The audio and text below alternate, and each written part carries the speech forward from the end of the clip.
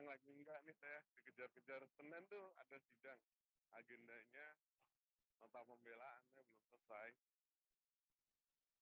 Nah,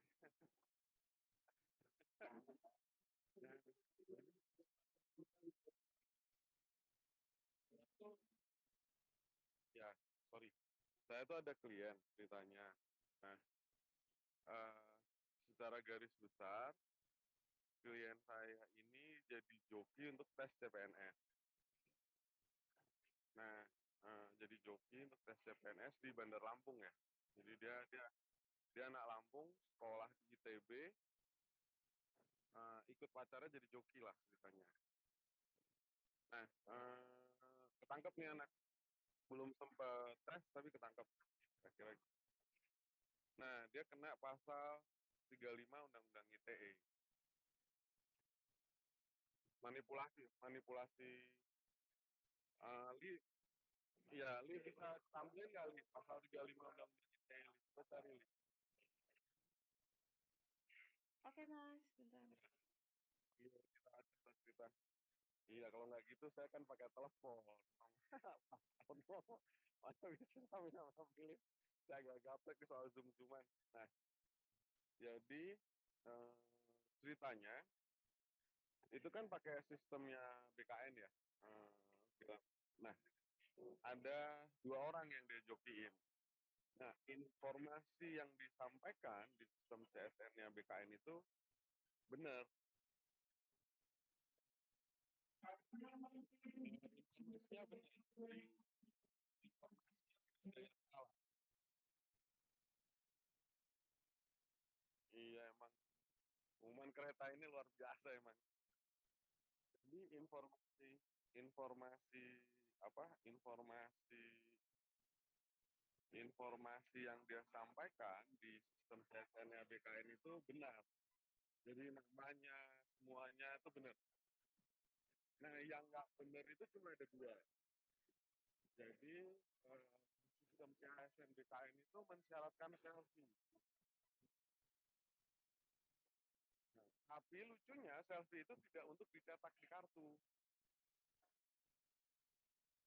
Jadi ada selfie, ada kartu, upload foto. Nah, untuk kliennya dia yang pertama, upload fotonya tuh foto yang benar, foto kliennya. Nah, tapi Pak Ono saya kenalkan ya, ada teman saya yang lain namanya Pak Devi. Nah, untuk klien dia yang kedua, upload fotonya itu foto yang diedit sama pacarnya. Nah, pertanyaan saya kan gini, Ono, manipulasinya tuh terjadi sejak kapan sih sebetulnya? Apakah pada saat dia entry data itu, which is almost like 90% it is correct data, atau pada saat manipulasi foto untuk klien yang kedua terjadi, atau pada saat dia selfie.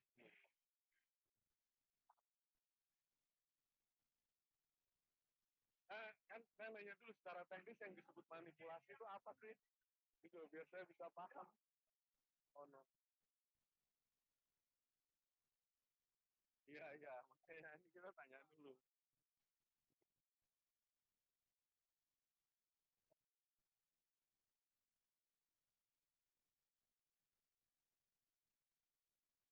Oke.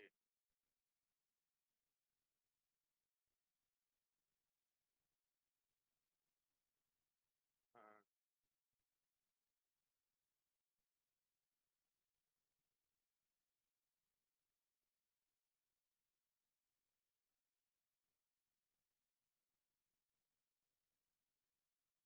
terus apa? Oke.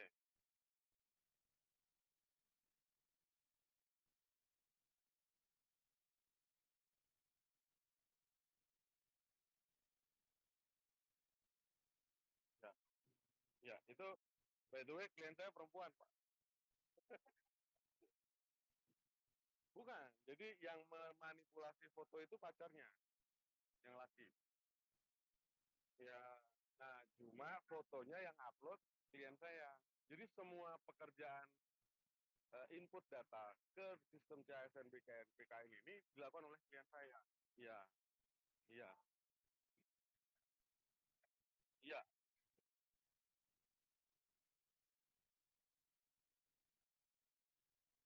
Ya bisa ditampilin nggak bunyi pasal 35-nya lihat? Gimana sih? Eh, Ah, iya, iya. Hmm, hmm.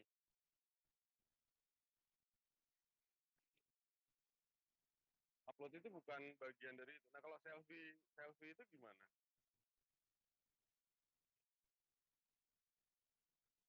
Iya.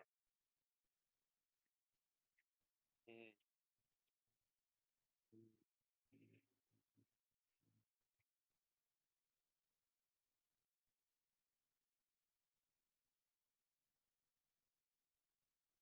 Iya. Kalau meng, nah iya.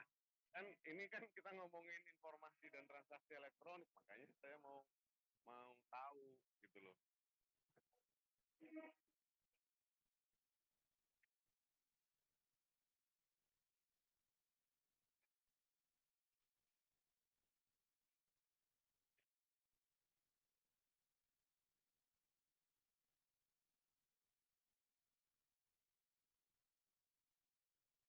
Berarti manipulasi itu harusnya terjadi di pacarnya itu ya, karena dia mengubah foto itu. Oke, oke. Nah, karena saya lihat banyak, kan saya mempelajari juga nih perkara-perkara pasal 35 nih, Pak Ono. Yang banyak terjadi itu di e-commerce. Jadi mereka pakai akun, jadi bikin akun banyak gitu loh. Nah, itu manipulasi. Kalau menurut saya kan itu ya orang memanfaatkan kelemahan sistem aja. Pengen dapat diskon gitu maksudnya.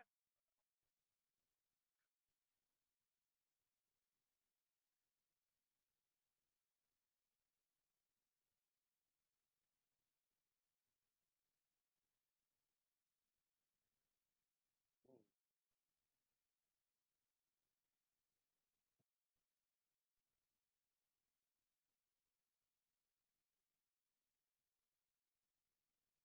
iya, makanya kan saya ngelihat perkara di pasal 35 itu rata-rata e-commerce. Jadi penggunaannya itu misalnya saya pakai banyak, bikin akun banyak gitu. Tujuannya untuk dapat diskon sebenarnya.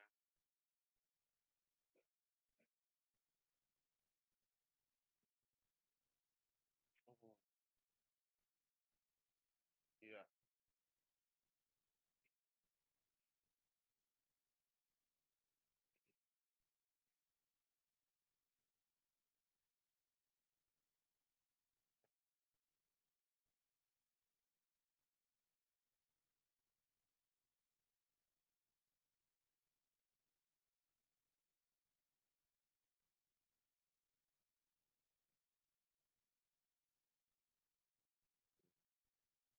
uh-huh, uh-huh,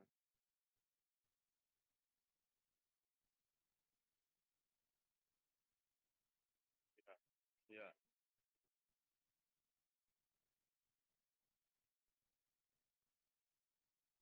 iya, oke. Nah ini kalau kalau kasus yang tadi saya ceritakan, berarti ini gimana menurut Pak Ono secara teknis?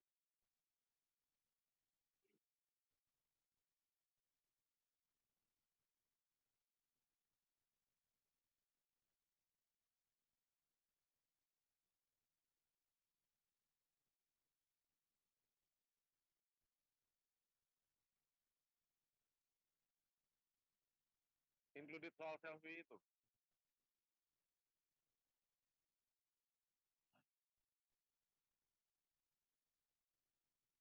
Foto. Ya. Enggak disesuaikan, misalnya klien saya pakai kacamata, jadi tambahin kacamata gitu-gitu.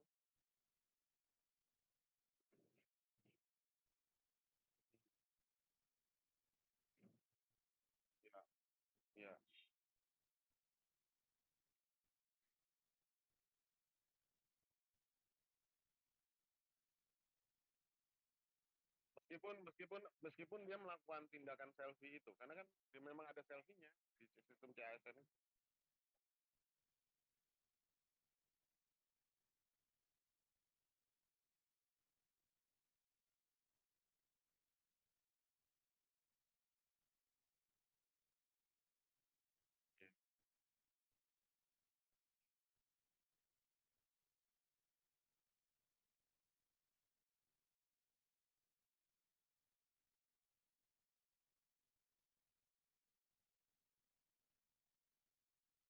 Enggak, ini saya nanya bahasa teknis karena kan saya perlu kan gini, Pak Ono.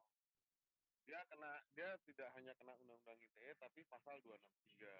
Nah, persoalan dengan saya adalah saya coba menghindarkan dari pasal 35.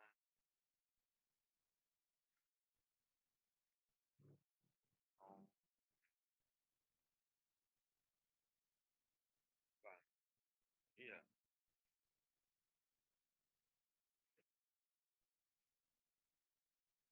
karena itu datanya dia kan, sebenarnya data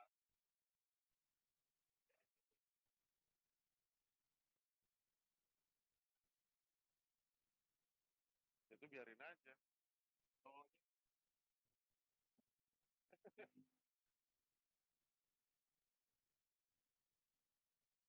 lah, kan klien saya yang perempuan, saya nggak ada urusan sama lakinya. Saya sampai kemarin kemarin sampai bingung kan, saya bilang gimana ceritanya. Kan saya bingung ya, anak ini tuh anak kelas menengah terdidik dari keluarga baik-baik, keluarga kelas menengah, sekolah di ITB pula. Maksud saya tuh kan nggak masuk akal dia sampai bisa dipengaruhi pacarnya untuk melakukan kayak gitu loh. Dia bukan orang yang kesusahan duit juga, Pak Ono.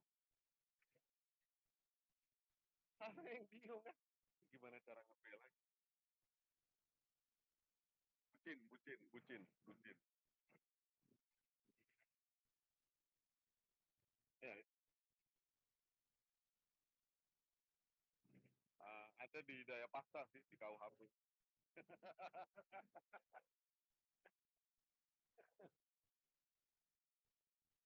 Ya, ada pertanyaan nggak ada buat Pak Ono? Udah. Ada Pak Ono, ada dua nih pertanyaan. Pertama begini, apakah setiap pembuktian pasal 35 si penyidik polisi itu harus eh, melewati proses forensik data atau apa apa ya namanya ya. Kemudian yang kedua, nanti kan dia mesti ajuin barang bukti. Barang bukti itu kan yang katakanlah yang digunakan untuk manipulasi. Berarti kalau laptop, kalau handphone apa benar nggak?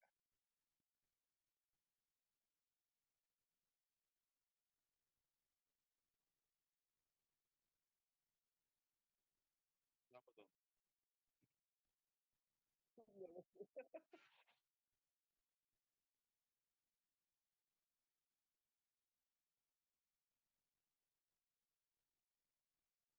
Iya, iya.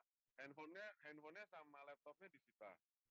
Tapi laptop handphone grup yang lain itu hilang. Jadi kayaknya dibuang ke laut. Jadi begitu ketahuan tuh mereka balik ke Jakarta, di tengah laut dibuang. Jadi cuma cuma anak ini yang dapat yang kena laptop dan handphonenya.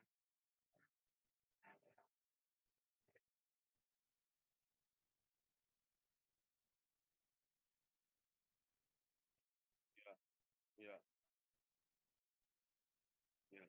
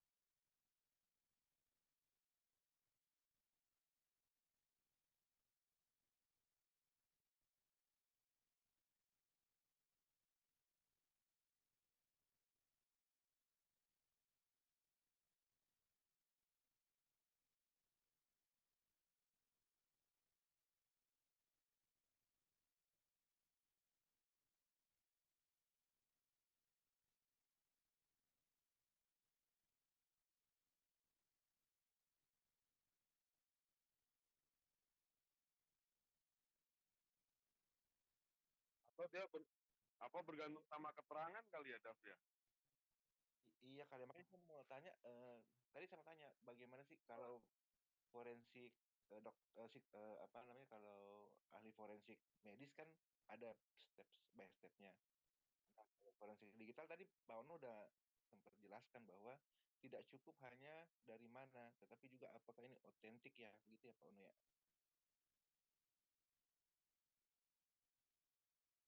Tidak berubah.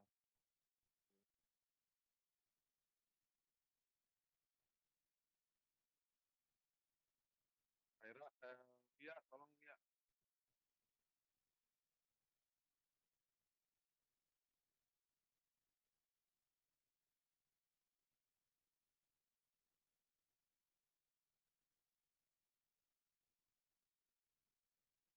Oke.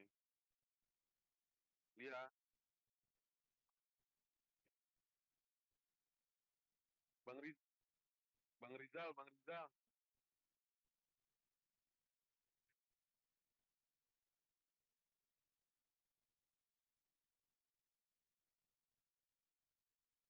Bang Rizal.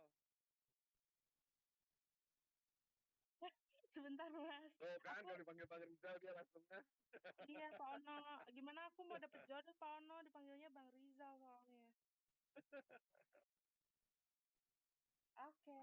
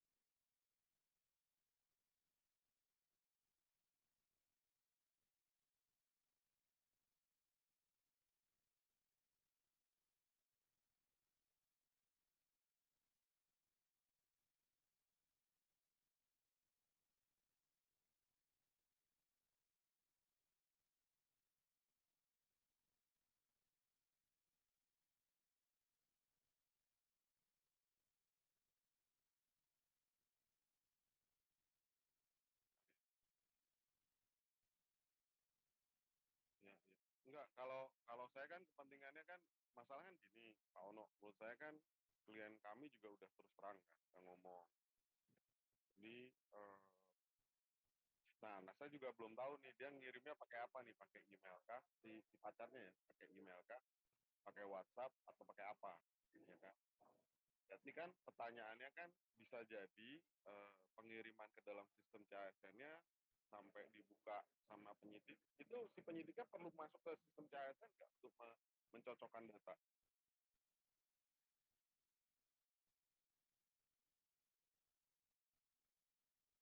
Iya, BKN-nya itu.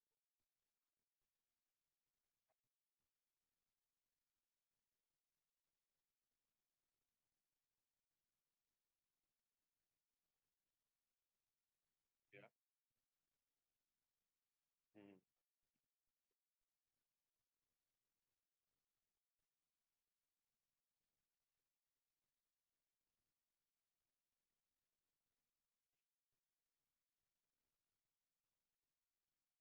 Ya.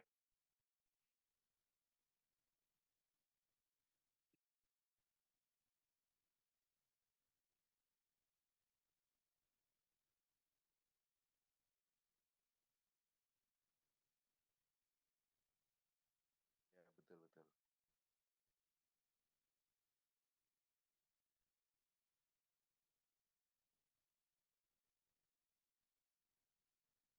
Ya pasti nggak ngerti lah. Cuma masalahnya kan dia tidak hanya rely sama itu, rely juga sama keterangan saksi dan lain-lain.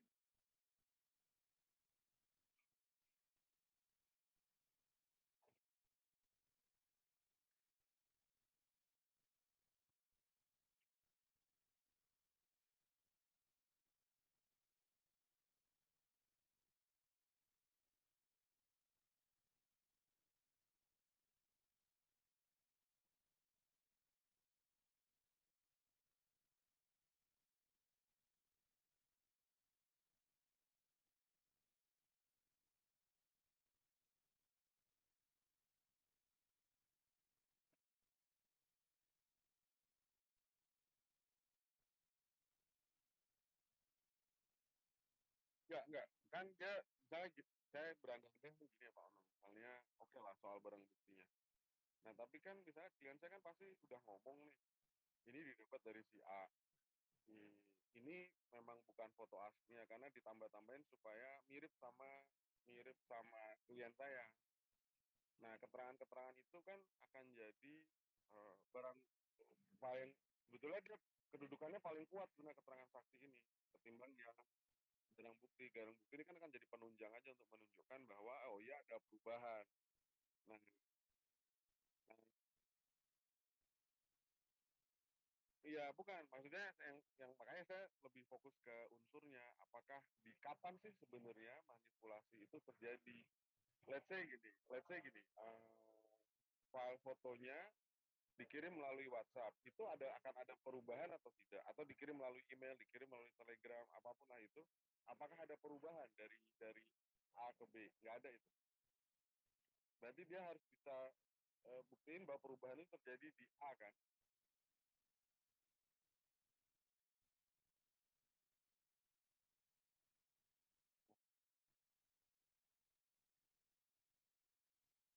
Iya. Ya, cuma dia bertindak seolah-olah si peserta kan? Karena dia input, walaupun sebetulnya input data itu kan boleh dilakukan oleh siapapun, bukan pelanggaran hukum juga kan? Input data dilakukan sama orang lain. Tuh. Nah, peserta. Iya.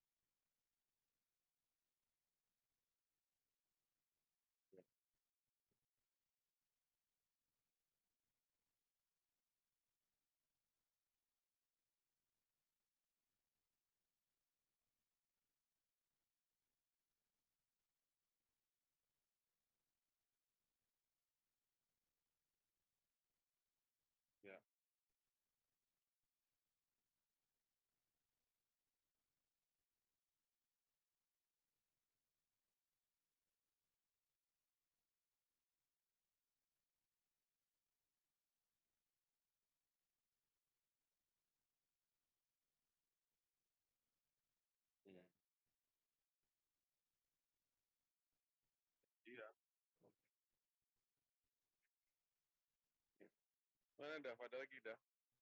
Ada. Saya sih baca tulisannya Pak Ono di Google, gue cari ya. Itu kan Pak Ono sampaikan bahwa yang unsur penting adalah tanda tangan digital, satu lagi sertifikat otoritas. Boleh di apa? Otoritas itu siapa sih, Pak? Lalu sertifikat itu misalnya dia pakai aplikasi WhatsApp, apakah otoritasnya itu sertifikatnya itu WhatsApp yang keluarkan atau gimana sih, Pak?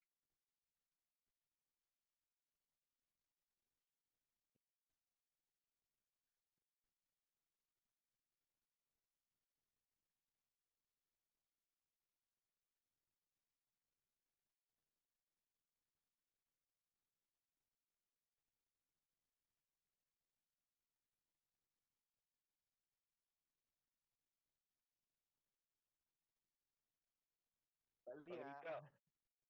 Rizal. Bang Rizal.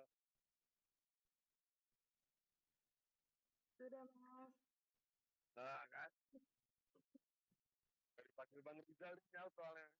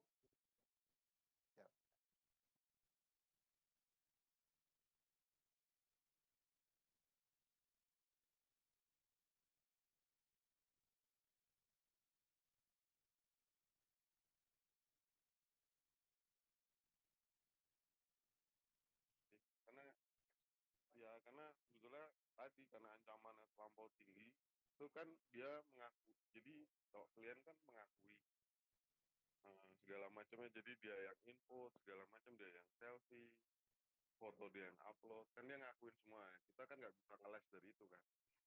Tapi nah yang sebetulnya yang kita harus fokuskan kan pasal 35-nya harus ibaratnya di strike down, jadi nggak boleh dipakai karena ini Benar. bukan manipulasi, bukan penciptaan dan segala macam.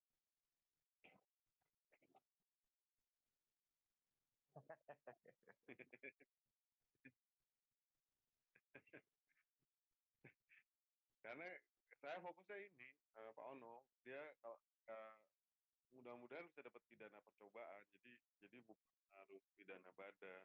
Karena itu pasal 35 harus disingkirkan. Dari dulu, dari dulu. Bukan baru sekarang, dari dulu, Pak.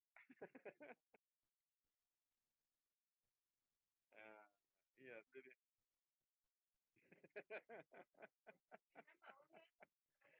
itu memang masalah. Apa boleh buat kan?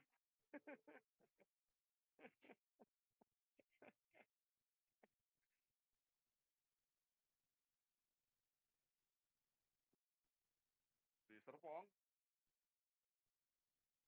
Oh, deket dong berarti. Deket.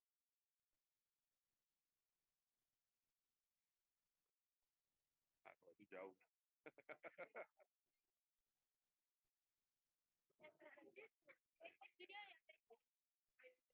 Ya, ada lagi tanya? Udah cukup saya. Thank you banget Mas Ono. Mas Ono, thank you. Tahu kan tadi indo.net.id kan?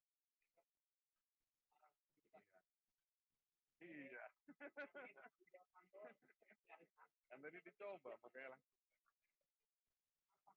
gitu. Iya, karena eh, apa tadi fokusnya kami ya cuma itu. Jadi karena nggak mungkin juga kita bilang dia nggak melakukan apapun kalau pas di pemeriksaan dia ngomong sendiri, dia ngomong gini. Kita nggak bisa menghindar dari itu kan.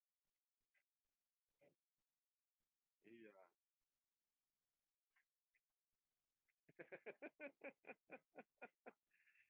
Ya sudah kalau gitu, nanti kalau perlu hal-hal yang lain nanti kontak Pak Ono ya. Oke. Enggak. Bukan ya, makanya kan kita perlu memahami dari sisi teknis sehingga kita bisa ini yang disebut manipulasi itu terjadi sejak kapan gitu. Dari sisi teknis kan kita perlu tahu, karena kalau kita nggak tahu nanti manipulasinya terjadi pada saat dia upload kan repot juga. Padahal itu jadi jauh.